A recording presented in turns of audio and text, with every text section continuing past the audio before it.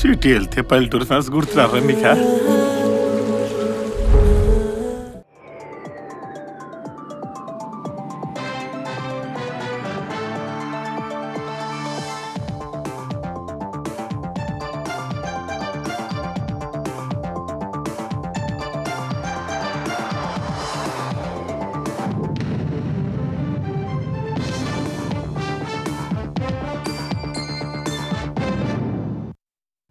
నమస్కారం, ఈటీవీ న్యూస్కి స్వాగతం. ముఖ్యాంశాలు.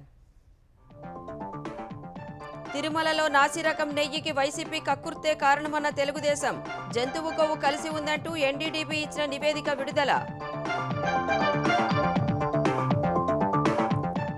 తిరుమల పవిత్రత కాపాడుతామన్న మంత్రి లోకేష్. వైసీపీ నేతలపై ధ్వజం. నెయ్యి ఘటనపై సమగ్ర విచారణ జరపాలన్న బండి సంజయ్.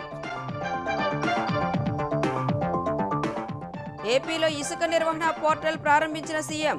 24 గంటల బుకింగ్ ఉండాలని అధికారులకు ఆదేశం. పారదర్శకతకు పెద్దపీట వేయాలని సూచన. అక్టోబర్ 2 నుంచి తెలంగాణలో రేషన్ దరఖాస్తుల స్వీకరణ. ముఖ్యమంత్రి రేవంత్ రెడ్డి ఆదేశం. అర్హులందరికీ ఇచ్చేలా చూడాలని స్పష్టీకరణ. నేడు తెలంగాణ మంత్రివర్గం సమావేశం. హైడ్రా బలోపేతానికి నిర్ణయం తీసుకునే అవకాశం. వరద సాయంపై చర్చలు జరపనున్న అమాత్యులు. ఆనంద్ మహీంద్రాకు స్కిల్ వర్సిటీ బాధ్యతలు అప్పగింత. కార్పస్ ఫండ్ ఏర్పాటుకు ముందుకు రావాలని పారిశ్రామికవేత్తలకు రేవంత్ పిలుపు. 41 రోజుల తర్వాత ఆందోళన విరమించిన కోల్కతా వైద్యులు. రేపటి నుంచి అత్యవసర విధులకు హాజరు. ఓపీ సేవలకు దూరంగా ఉంటామని వెల్లడి.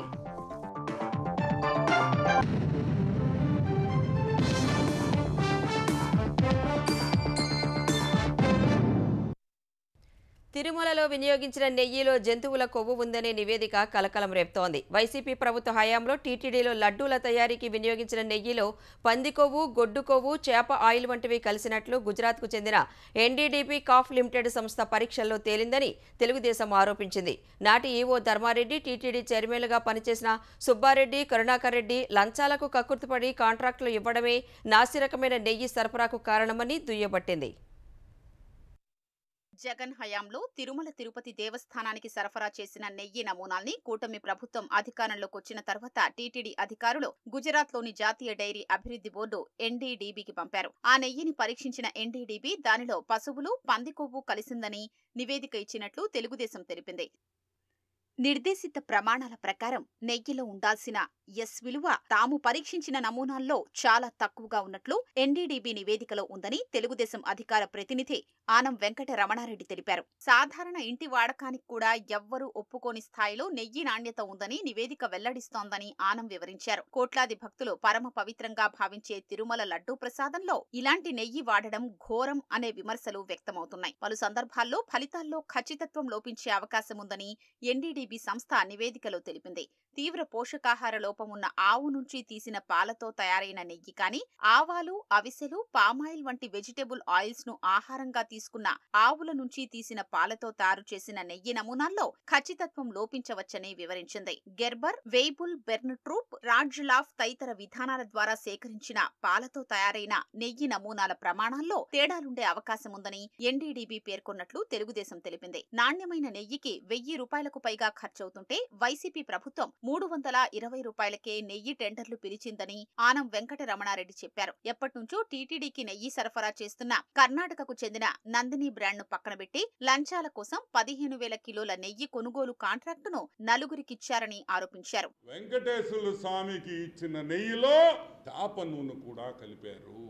పామ్ ఆయిల్ అండ్ బీఫ్ టాలో, గొడ్డు మాంసంలో వచ్చే పదార్థాలని కలిపారు. బీఫ్ టాలో, లాడ్ అంటే యానిమల్ ఫ్యాట్, జంతువుల మాంసం. అవి ఏ జంతువులో మనకు తెలీదు. నలుగురికి ఇచ్చారు కాంట్రాక్టు. ఎవరు? The great YCP government, the great Dharma Reddy, Subba Reddy, Karunakar Reddy. 320 రూపాయలకి నాణ్యమైన ఆవు నెయ్యి ఇచ్చే మగోడు ఈ ప్రపంచంలో ఎక్కడైనా ఉన్నాడా అని నేను అడుగుతున్నా. మీరు లంచాలు కావాలని మీరు మార్చారు కాబట్టే అక్కడ సప్లయర్లు తప్పు చేశారు. మరికొన్ని నమూనాల్ని కూడా పరీక్షించామని తెలిపిన ఆనం వెంకటరమణారెడ్డి వాటి వివరాల్ని కూడా వెల్లడిస్తామన్నారు. తిరుమల లడ్డూ ప్రసాదంలో వినియోగించిన నెయ్యి నాణ్యతపై ఎన్డీడీబీ రిపోర్ట్ ఇచ్చిన నేపథ్యంలో వైసీపీ ప్రభుత్వం జగన్పై తెలుగుదేశం విమర్శలు గుప్పించింది. స్వార్థ ప్రయోజనాల కోసం జగన్ ఎంత నీచానికైనా దిగజారిపోతారని ఆంధ్రప్రదేశ్ వ్యవసాయ శాఖ మంత్రి అచ్చెన్నాయుడు మండిపడ్డారు. ఏడుకొండలవాడి లడ్డూ తయారీలోనూ అక్రమాలకు పాల్పడ్డారని ఆగ్రహం వ్యక్తం చేశారు. జగన్ పైశాచికత్వానికి, ఉన్మాదానికి, హిందూ ధర్మం పట్ల, ప్రజల పట్ల ఉన్న ద్వేషానికి ఇంతకంటే ఆధారాలు అవసరమా అని ప్రశ్నించారు. ఏడుకొండలవాడి జోలికి వెళ్లొద్దని తాను సూచించినా జగన్ వినలేదని ఆంధ్రప్రదేశ్ పరిశ్రమల శాఖ మంత్రి నారా లోకేష్ మండిపడ్డారు. చిత్తూరు జిల్లా పర్యటన కోసం గత రాత్రి రేణిగుంట విమానాశ్రయం చేరుకున్న లోకేష్ తిరుమల పవిత్రతను కాపాడేందుకు అన్ని చర్యలు తీసుకుంటున్నట్లు చెప్పారు. ఆనాటి ముఖ్యమంత్రి జగన్మోహన్ రెడ్డి గారు చెప్పా, ఏడుకొండల జోలికి వెళ్ళొద్దు, మీరు సర్వనాశనం అవుతారని. కానీ వినలేదు. అక్కడ కూడా ఎప్పుడు లేని విధంగా అవినీతి చేశారు. దాంట్లో భాగంగా కల్తీ నెయ్యి వాడటం జరిగింది. అంటే ఎన్డీఏ ప్రభుత్వం ఏర్పడిన వెంటనే కొత్త ఈఓని నియమించి మొత్తం ప్రక్షాళన చేయండి, వ్యవస్థల్ని నాణ్యత మనం మెయింటైన్ చేయాలని చంద్రబాబు నాయుడు గారు ఆదేశాలు జారీ చేసి పంపిస్తాం జరిగింది. దాంట్లో భాగంగా ఈఓ గారు నెయ్యిని ప్రత్యేకంగా ఎన్డీడీబీ ల్యాబ్కి పంపిస్తే పంది మాంసం ఉందని, బీఫ్ ఫ్యాట్ ఉందని, ఫిష్ ఆయిల్ అంటే చేప నూనె ఉందని చాలా స్పష్టంగా రిపోర్ట్ లో వచ్చింది. అందుకే సంస్కరణలు తీసుకొచ్చాం. పవిత్రం కాపాడుతాం, దాంట్లో ఎలాంటి సందేహం లేదు. ప్రపంచ ప్రసిద్ధిగాంచిన ఏడుకొండల స్వామి లడ్డూ తయారీలో జంతువుల నూనెను కలపడం దుర్మార్గమైన చర్య అని కేంద్ర హోంశాఖ సహాయ మంత్రి బండి సంజయ్ అన్నారు. ఈ వ్యవహారంపై ఆంధ్రప్రదేశ్ ప్రభుత్వం సమగ్రమైన దర్యాప్తు జరిపించి బాధ్యులైన వారిని కఠినంగా శిక్షించాలని ఆయన కోచిలో కోరారు. వైసీపీ ప్రభుత్వ చర్యల వల్లే తిరుమలలో ఇలాంటి అనర్థాలు జరిగాయని సంజయ్ మండిపడ్డారు. కోరిన కోరికలు తీర్చేటువంటి ఏడుకొండల వాడిని, వారి యొక్క లడ్డును ఇలా అపవిత్రం చేయడం అనేది చాలా దుర్మార్గం. ఇది దీని ప్రధాన కారణము గతంలో ఉన్నటువంటి ప్రభుత్వం టీటీడీ బోర్డు కమిటీ నియామకం సందర్భంలో కానీ ఇతర మతాలకు సంబంధించిన వ్యక్తులను నియమించడం వల్ల ఇలాంటి అనర్థాల కారణమవుతున్నది. అనేక సందర్భాల్లో ఈ విషయాన్ని గత ప్రభుత్వం దృష్టి తీసుకొచ్చినా కూడా కనీసం స్పందించేటువంటి ఆలోచన లేని మూర్ఖత్వ ప్రభుత్వం అది. కానీ ఇటువంటి పరిస్థితుల్లో సీరియస్ గా విచారణ జరపాలి. దీనికి బాధ్యులైన వ్యక్తుల మీద కఠినాతి కఠిన చర్యలు తీసుకోవాలి. సామాజిక పింఛన్ల అర్హతను నిర్ధారించే అంశంపై త్వరలో మంత్రివర్గ ఉపసంఘం వేయనున్నట్లు ఆంధ్రప్రదేశ్ సెర్పు శాఖ మంత్రి కొండపల్లి శ్రీనివాస్ తెలిపారు. డ్వాక్రా సంఘాలను సూక్ష్మ పారిశ్రామికవేత్తలుగా మార్చాలనేది ప్రభుత్వ నిర్ణయమన్నారు. 10 జిల్లాల్లో ఎస్పీవీలు ఏర్పాటు చేసి మహిళలను ప్రోత్సహిస్తామన్నారు. గత ప్రభుత్వం శ్రీనిధి బ్యాంకును అప్పుల్లో ముంచిందని, అభయాహస్తం నిధుల్ని కాజేసిందని ఆయన ఆరోపించారు. వీటిపై విచారణ చేయించాలని నిర్ణయించినట్లు మంత్రి కొండపల్లి శ్రీనివాస్ తెలిపారు. పెన్షన్స్ ఎలిజిబిలిటీ క్రైటీరియా చాలా న్యూసెస్ వస్తున్నాయి పబ్లిక్లో. ఇన్ఎలిజిబుల్ ఉన్న వాళ్ళు చాలామంది ఉన్నారు, వాళ్ళకి పెన్షన్స్ ఇస్తున్నారని. ఎలిజిబిలిటీ ఉన్న వాళ్ళకి చాలామంది పెన్షన్స్ మిస్ అయ్యాయండి. పూర్ అనే వాళ్ళకి మన పెన్షన్ ఇవ్వాలి. హానరబుల్ చీఫ్ మినిస్టర్ గారు చెప్పడం జరిగింది. అయితే గత ప్రభుత్వంలో శ్రీనిధిలో 950 కోట్ల రూపాయలు వేరే బ్యాంకుల నుంచి అప్పు తీసుకొచ్చి అవి గవర్నమెంట్ పీడీ అకౌంట్లోకి ట్రాన్స్ఫర్ చేశారు. అక్కడ ఖర్చు పెట్టేశారు. మనం పబ్లిక్ తెలియజేయాల్సిన అవసరం ఉంది. మిస్ మేనేజ్మెంట్ చేసి ప్రతి డిపార్ట్మెంట్ కూడా నిర్వీణం చేశారు గత ప్రభుత్వం. దానికి చెప్పడానికి ఇగో ఈ సెర్ప్ డిపార్ట్మెంట్లో చెప్తున్న ఇష్యూస్ ఇవన్నీ కూడా. ఆంధ్రప్రదేశ్లో ఎన్హెచ్ఓ కింద 6,585 కోట్ల రహదారి పనులకు కేంద్రం ఆమోదం తెలిపిందని ఏపీ రోడ్లు భవనాల శాఖ మంత్రి బీసీ జనార్దన్ రెడ్డి చెప్పారు. మొత్తం 348 కిలోమీటర్ల మేర రోడ్ల నిర్మాణం జరుగుతుందన్నారు.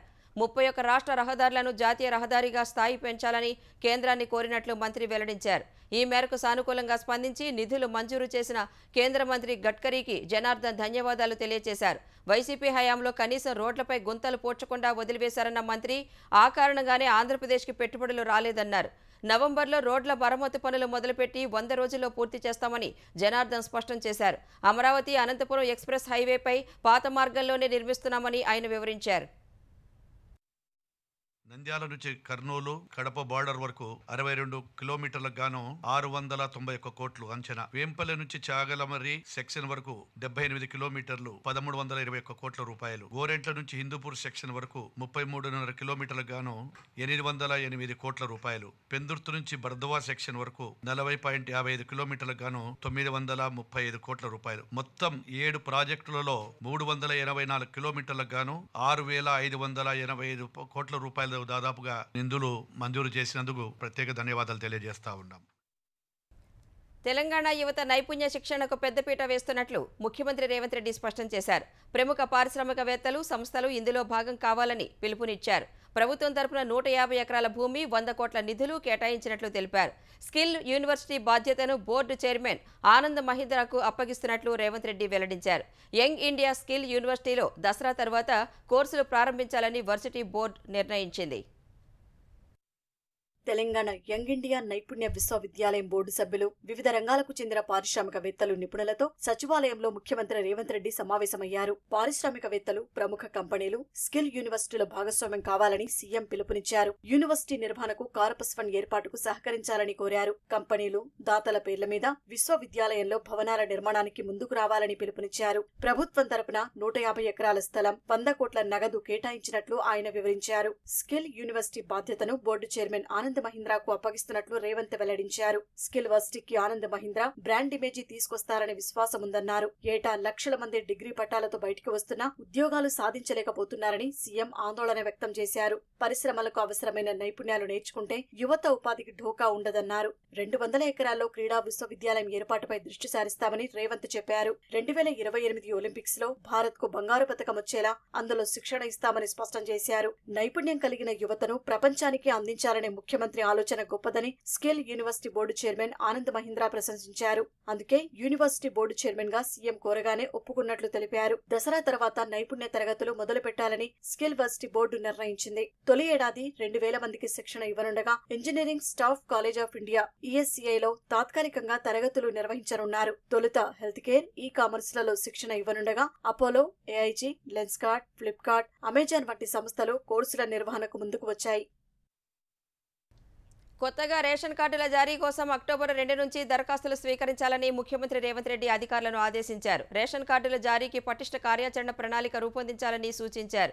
రేషన్ కార్డుల జారీకి సంబంధించిన విధి విధానాలపై సచివాలయంలో సీఎం నిర్వహించిన సమీక్షా సమావేశంలో మంత్రులు ఉత్తమ్ కుమార్ రెడ్డి, పొంగులేటి శ్రీనివాసరెడ్డి, దామోదర రాజనరసింహ, ప్రభుత్వ ప్రధాన కార్యదర్శి, ఇతర అధికారులు పాల్గొన్నారు. అర్హులందరికీ డిజిటల్ రేషన్ కార్డులు ఇచ్చేందుకు కసరత్తు చేశారు. ఈ అంశంపై త్వరలోనే మరోసారి సమీక్ష నిర్వహించాలని నిర్ణయించారు. తెలంగాణలోని ముఖ్యమైన దేవాలయాల్లో మౌలిక వసతులు, అభివృద్ధి పనుల పురోగతిపై మంత్రులు కొండా సురేఖ, పొన్నం ప్రభాకర్, పొంగులేటి శ్రీనివాసరెడ్డి, సీతక్క సమీక్ష నిర్వహించారు. వేములవాడ, భద్రాచలం, బాసర ఆలయాల్లో భక్తులకు కల్పిస్తున్న సౌకర్యాలు, అభివృద్ధి పనుల పురోగతిపై అధికారులతో చర్చించారు. ప్రతి దేవాలయంలో సింథటిక్ శాలువాలు కాకుండా చేనేత శాలువాలు, చేనేత బ్యాగులు వాడేలా ఆదేశాలు ఇవ్వాలని దేవాదాయ శాఖ మంత్రి కొండా సురేఖకు మంత్రి పొన్నం ప్రభాకర్, ప్రభుత్వ విప్ ఆది శ్రీనివాస్ వినతి పత్రం ఇచ్చారు. బాసర శ్రీ జ్ఞాన సరస్వతి అమ్మవారి ఆలయంలో జరిగే దసరా నవరాత్రి ఉత్సవాలకు సంబంధించిన పోస్టర్లను మంత్రులు ఆవిష్కరించారు. కాళేశ్వరం ఆనకట్టలకు సంబంధించిన అంశాలపై విచారణ జరుపుతున్న కమిషన్ నేడు తెలంగాణ రాష్ట్ర dam safety authority, engineering research laboratories ఇంజనీర్లను క్రాస్ ఎగ్జామినేషన్ చేయనుంది. నేటి నుంచి తదుపరి విచారణ చేపట్టనున్న జస్టిస్ పిసి ఘోష్ కమిషన్ ఈ దఫా 25 మంది వరకు ఇంజనీర్లను ప్రశ్నించనుంది. ఉన్నతాధికారులను కూడా క్రాస్ ఎగ్జామినేషన్ చేయనుంది. నేడు మొత్తం 7 ఇంజనీర్లు జస్టిస్ పిసి ఘోష్ ముందు హాజరు కానున్నారు.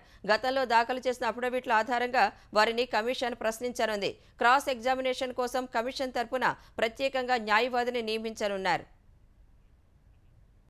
జలవనరులను కాపాడేందుకు తెచ్చిన హైడ్రాను మరింత శక్తివంతంగా మార్చడం, వరద బాధితులకు సాయం వంటి అంశాలే ఎజెండాగా నేడు తెలంగాణ మంత్రివర్గ సమావేశం జరగనుంది. ఈ సాయంత్రం 4 గంటలకు సీఎం రేవంత్ రెడ్డి అధ్యక్షతన సచివాలయంలో మంత్రివర్గ సమావేశం నిర్వహించనున్నారు. ఇటీవల కురిసిన భారీ వర్షాలు, వరదల కారణంగా నష్టపోయిన బాధితులకు సాయంపై ఏ విధంగా ముందుకు వెళ్లాలో మంత్రిమండలి చర్చించనుంది. 3 విశ్వవిద్యాలయాల పేర్లను మారుస్తూ ప్రభుత్వం తీసుకున్న నిర్ణయానికి ఆమోదముద్ర వేయనుంది. చాకలి ఐలమ్మ ఉమెన్ యూనివర్సిటీ, సురవరం ప్రతాప్ రెడ్డి తెలుగు విశ్వవిద్యాలయం, Konda Laxman Bapuji institute of handloom technology పేర్లకు కేబినెట్ ఆమోదం తెలపనుంది. హైడ్రాకు చట్టబద్ధత, సిబ్బంది కేటాయింపు, ప్రత్యేక పోలీస్ స్టేషన్ల ఏర్పాటు, అక్రమాలకు పాల్పడే వారిపై చర్యలు తీసుకునేందుకు అవసరమైన చట్టాన్ని తీసుకురావడంపై తెలంగాణ మంత్రిమండలి చర్చించి నిర్ణయం తీసుకునే అవకాశం ఉంది. తెలంగాణలో భూమి క్రమబద్ధీకరణ పథకం ఎల్ఆర్ఎస్ అమలు వేగం పుంజుకోవడం లేదు. 25,70,000 దరఖాస్తులను 3 నెలల్లో పరిష్కరించాలని ప్రభుత్వం గడువు పెట్టుకుంది. ఇప్పటి వరకు పెండింగ్లో ఉన్న దరఖాస్తుల పరిశీలనను ప్రభుత్వం పూర్తి చేసింది. సరైన వివరాలు లేని అర్జీలకు ఆధారాలు అప్లోడ్ చేసుకునేందుకు సమయం ఇచ్చింది. అన్ని ఆధారాలు కలిగిన దరఖాస్తులకు చెందిన ప్లాట్లను అధికారులు క్షేత్రస్థాయి పరిశీలన జరిపారు. తరువాత తాజా పరిస్థితులపై నివేదిక ఇస్తారు. ఈ ప్రక్రియను 3 నెలల్లో పూర్తి చేయాలని ప్రభుత్వం ఆదేశించింది. పరిశీలన పూర్తయిన దరఖాస్తుల్లో 1% ర్యాండమ్ తనిఖీ చేస్తారు. దరఖాస్తులు సరైనవిగా తేల్చి ఎల్ఆర్ఎస్ ప్రక్రియను పూర్తి చేస్తారు. నిషేధిత జాబితాలోని దేవాదాయ శాఖ, అటవీ, వక్ఫ్, భూదాన్ భూముల ప్లాట్లను ఎట్టి పరిస్థితుల్లో క్రమబద్ధీకరించవద్దని సర్కార్ స్పష్టం చేసింది. మరోవైపు హెచ్ఎండిఏ పరిధిలో దాదాపు 60,000 అనధికారిక ప్లాట్లు ఉన్నట్లు గుర్తించిన ప్రభుత్వం వాటి విషయంలో ఎలా ముందుకు వెళ్లాలనే అంశంపై అధ్యయనం చేస్తోంది.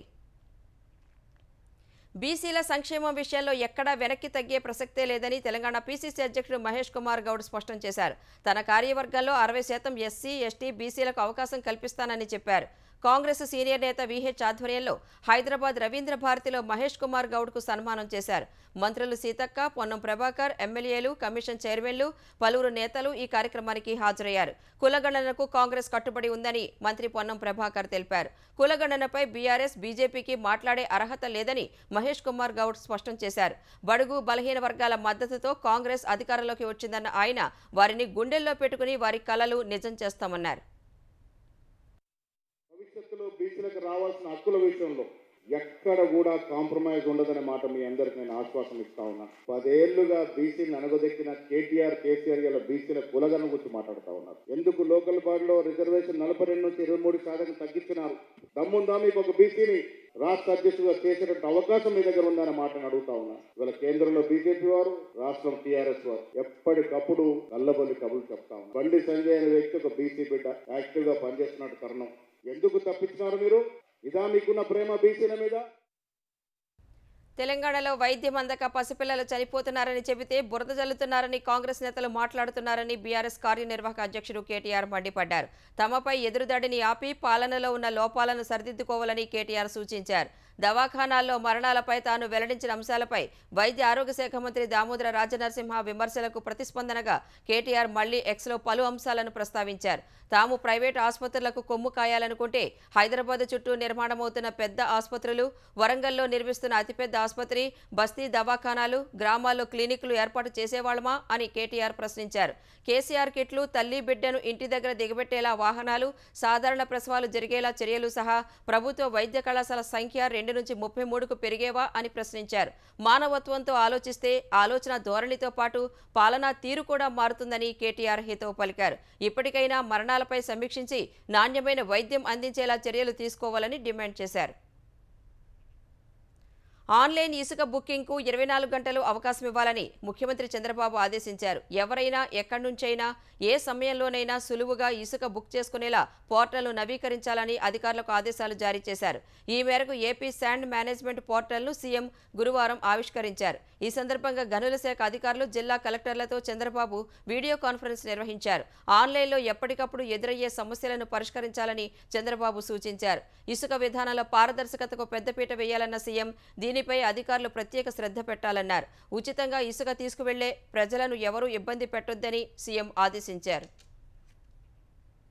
ఆంధ్రప్రదేశ్లో కూటమి ప్రభుత్వం అధికారం చేపట్టి 100 రోజులైన సందర్భంగా ఇది మంచి ప్రభుత్వం అనే కార్యక్రమాన్ని నిర్వహిస్తోంది. ప్రకాశం జిల్లా నాగులపాడు మండలంలో ఈ కార్యక్రమాన్ని ముఖ్యమంత్రి చంద్రబాబు ప్రారంభించనున్నారు.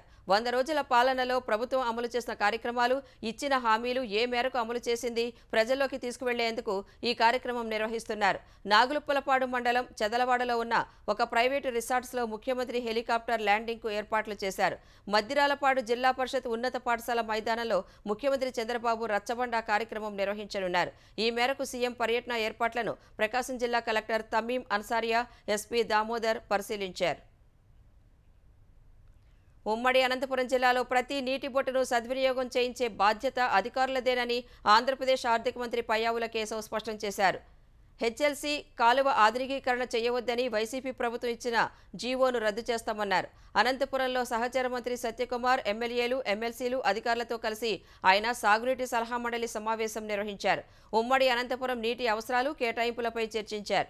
ఆంధ్రప్రదేశ్లో మహిళలందరికీ క్యాన్సర్ స్క్రీనింగ్ చేయాలని నిర్ణయించినట్లు ఈ సందర్భంగా ఆరోగ్య శాఖ మంత్రి సత్యకుమార్ యాదవ్ చెప్పారు. ఆంధ్రప్రదేశ్ను ఆరోగ్యాంధ్రప్రదేశ్గా మార్చడమే లక్ష్యంగా సీఎం చంద్రబాబు ప్రణాళిక చేశారని చెప్పారు.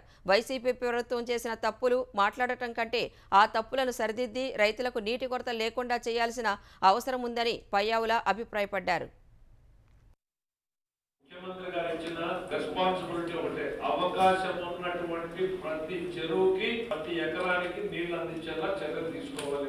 సిస్టమ్ లో ఉన్న వాటికి నీళ్లు లేకపోతే మనం సిగ్గుపడాల్సి ఉంటుంది. నేను ఓపెన్ గా చెప్తున్నా, ఎవరిని బ్లేమ్ చేసే ఉద్దేశం లేదు. ఎస్, లెగసీగా వారసత్వంగా మనకి చాలా సమస్యలు వచ్చినాయి. అట్లని గతాన్ని తిప్పుకుంటూ కూర్చునే పరిస్థితుల్లో లేదు. ఈ రోజుకి ఏం చేయగలము, నీళ్లు ఇవ్వడానికి ఏం చేయాలి, రేపు లాంగ్ టర్మ్ ప్లాన్ ఏం చేయాలో తర్వాత. ఇప్పుడు మాత్రం తాత్కాలికంగా ఎమర్జెన్సీ నీరు సిస్టమ్ లో నీళ్లు ఇవ్వడానికి ప్లాన్ చేయాల్సిన రెస్పాన్సిబిలిటీ మీదే. నెక్స్ట్ టైం నేను ఎస్సీని అడగను, ఈగా మిమ్మల్ని అడుగుతా. విజయవాడ ప్రజలను ముంపు నుంచి తప్పించడమే లక్ష్యంగా బుడమేరు విస్తరణ ఆపరేషన్ చేపట్టనున్నట్లు ఆంధ్రప్రదేశ్ జలవనరుల శాఖ మంత్రి నిమ్మల రామానాయుడు తెలిపారు.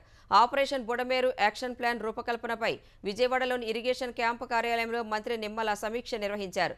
బుడమేరుపై 3051 ఆక్రమణలను గుర్తించినట్లు మంత్రి వెల్లడించారు. విజయవాడ మున్సిపల్ కార్పొరేషన్ పరిధిలోని విద్యాధరపురం నుంచి గుణదల వరకు దాదాపు 70 ఎకరాలు ఆక్రమణకు గురైందన్నారు. ఎనికేపాడు నుంచి కొల్లేరు వరకు 50.6 కిలోమీటర్ల మేర కట్టలను పటిష్టపరుస్తామన్నారు. బుడమేరు వరద నగరంలోకి రాకుండా మళ్లించేందుకు పాత కెనాల్ను విస్తరించే ఆలోచన చేస్తున్నామని వెల్లడించారు. త్వరలోనే సమగ్ర నివేదిక సీఎం ముందుంచి తదుపరి చర్యలు చేపడతామని మంత్రి నిమ్మల తెలిపారు.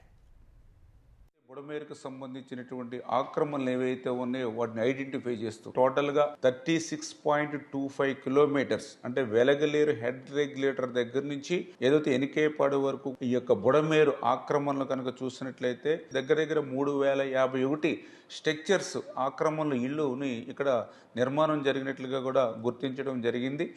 ఏదైతే ఈ యొక్క వాస్తవంగా మనకున్నటువంటి బుడమేరు ఎక్స్టెన్షన్ ఎంత, అందులో ఆక్రమణలు ఎంత మేరకు గురైనవి అన్ని కూడా ఐడెంటిఫై చేసి చేయడం జరిగింది. ఇజ్రాయెల్, హెజ్బొల్లా మధ్య ఉద్రిక్తతలు తారాస్థాయికి చేరాయి. పేజర్లు, వాకీటాకీలను పేల్చిన ఇజ్రాయెల్పై ప్రతీకారం తీర్చుకుని తీరుతామని హెజ్బొల్లా అధినేత హసన్ నస్రల్లా స్పష్టం చేశారు.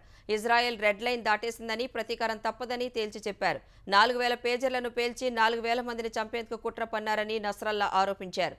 రెండో రోజు దాడిలో వాకీటాకీలు పేల్చి మరో 1000 మందిని చంపే ప్రయత్నం చేశారని ఆగ్రహం వ్యక్తం చేశారు. పేజర్లు, వాకీటాకీల పేలుళ్లు తమకు ఎదురుదెబ్బేనని అంగీకరించిన ఆయన ఇది ఎలా జరిగిందో విచారణ జరుపుతున్నట్లు తెలిపారు. తమ సభ్యులను ఉద్దేశించి హెజ్బొల్లా చీఫ్ హసన్ నస్రల్లా ప్రసంగిస్తున్న సమయంలోనే లెబనాన్లోని ఆ సంస్థ స్థావరాలపై ఇజ్రాయెల్ దాడులు చేసింది. ఇజ్రాయెల్ యుద్ధ విమానాలు బీరూట్ మీదుగా పెద్ద శబ్దంతో దూసుకువెళ్లాయి. హెజ్బొల్లా కార్యకలాపాలు, మౌలిక వసతులు నాశనమే తమ లక్ష్యమని ఇజ్రాయెల్ సైన్యం ప్రకటించింది. సరిహద్దులోని 3 ఇజ్రాయెల్ సైనిక పోస్టులపై దాడులు చేసినట్లు హెజ్బొల్లా ప్రకటించింది. 2 పోస్టులపై డ్రోన్లు వాడినట్లు తెలిపింది. ఈ దాడుల్లో 8 మంది గాయపడినట్లు ఇజ్రాయెల్ ఆసుపత్రులు తెలిపాయి. ఈ నేపథ్యంలో లెబనాన్ సరిహద్దులకు మరిన్ని బలగాలను ఇజ్రాయెల్ సైన్యం తరలిస్తోంది. కోల్కతాలో వైద్య విద్యార్థినిపై హత్యాచార ఘటనను నిరసిస్తూ 41 రోజులుగా చేస్తున్న ఆందోళనను కోల్కతా వైద్యులు తాత్కాలికంగా విరమించారు. రేపటి నుంచి అత్యవసర సేవలకు హాజరవుతామని ప్రకటించారు. ముఖ్యమంత్రి బెంగాల్ సీఎస్తో చర్చలు జరిపిన వైద్య విద్యార్థులు వారి డిమాండ్లలో చాలా వాటిని అమలు చేసేందుకు ప్రభుత్వం అంగీకరించడంతో ఈ నిర్ణయం తీసుకున్నారు. వరద పరిస్థితుల దృష్ట్యా అత్యవసర సేవలకు అందుబాటులో ఉంటామని, అవుట్ పేషెంట్ సేవలకు హాజరు కాబోమని చెప్పారు. 2 రోజుల క్రితం సీఎం మమతా బెనర్జీతో జూనియర్ వైద్యులు సమావేశమయ్యారు. వారి పలు డిమాండ్లను మమత అంగీకరించారు. కోల్కతా నగర పోలీస్ కమిషనర్ వినీత్ గోయల్ను బదిలీ చేశారు. నూతన కమిషనర్గా మనోజ్ కుమార్ వర్మను నియమించారు. Medical education director Kaustav Nayak, health service director Devashish హల్దేర్ను వారి పోస్టుల నుంచి తొలగించనున్నట్లు ప్రకటించారు. రెండో విడతగా బెంగాల్ ప్రభుత్వ ప్రధాన కార్యదర్శి మనోజ్ పంత్తోనే బుధవారం వైద్య విద్యార్థులు చర్చలు జరిపారు. ఆందోళన విరమించే ముందు ఆరోగ్య శాఖ కార్యాలయం నుంచి సిబిఐ కార్యాలయం వరకు ర్యాలీ చేపట్టనున్నట్లు వారు తెలిపారు. ప్రభుత్వానికి వారం రోజుల సమయం ఇస్తామని, అప్పటికి డిమాండ్లు పూర్తిగా అమలు చేయకపోతే మళ్లీ నిరసన చేపడతామని చెప్పారు. కోల్కతా అర్జీకార్ వైద్య కళాశాలలో వైద్య విద్యార్థినిపై హత్యాచార ఘటన ప్రకంపనలు సృష్టించింది. నాటి నుంచి వైద్య విద్యార్థులు, ప్రజలు, వివిధ వర్గాలు ఆందోళనలు చేస్తూనే ఉన్నాయి. బీహార్లోని నవాదాలో దారుణం చోటు చేసుకుంది. కొందరు గుర్తు తెలియని వ్యక్తులు మాంఝీటోలా ప్రాంతంలోని దళితులకు చెందిన 34 ఇళ్లను తగలబెట్టారు. వాటిలో 21 ఇళ్లు పూర్తిగా దగ్ధమయ్యాయి. మరో 13 పాక్షికంగా తగులబడినట్లు అధికారులు తెలిపారు. బుధవారం అర్ధరాత్రి జరిగిన ఈ ఘటనలో ఎలాంటి ప్రాణనష్టం జరగలేదని వెల్లడించారు. ఈ ఘటనపై ప్రత్యేక సిట్ బృందాన్ని ఏర్పాటు చేసి దర్యాప్తు చేస్తున్నట్లు నవాదా జిల్లా మ్యాజిస్ట్రేట్ అశుతోష్ పేర్కొన్నారు. ఇప్పటి వరకు ఈ కేసులో 15 మందిని అరెస్టు చేసినట్లు వివరించారు.